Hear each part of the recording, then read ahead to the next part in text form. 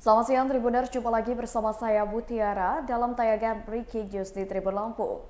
Kami akan menyajikan informasi teraktual dan terpercaya untuk Anda terkait dengan Menteri Pertanian batal penuhi panggilan KPK.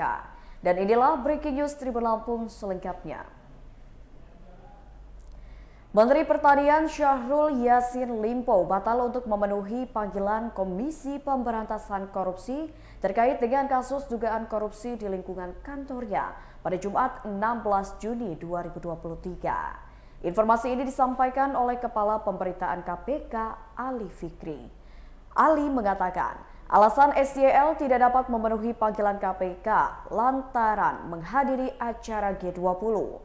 Ali mengatakan penyidik bakal mengirimkan undangan terbaru kepada SYL dan diharap dapat hadir pada Senin 19 Juni 2023. Sebelumnya SYL dipanggil KPK pada hari ini untuk dimintai keterangan terkait dengan dugaan kasus korupsi di Kementerian Pertanian.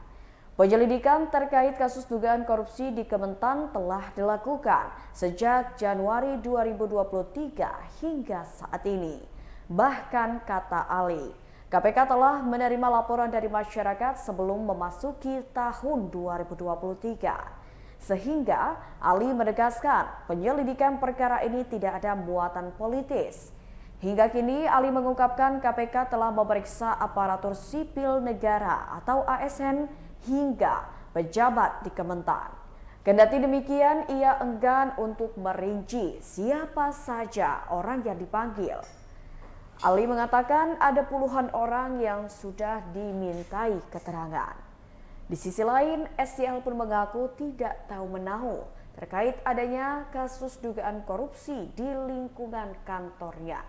Ia pun irit bicara ketika ditanya oleh wartawan yang berkaitan dengan kasus tersebut.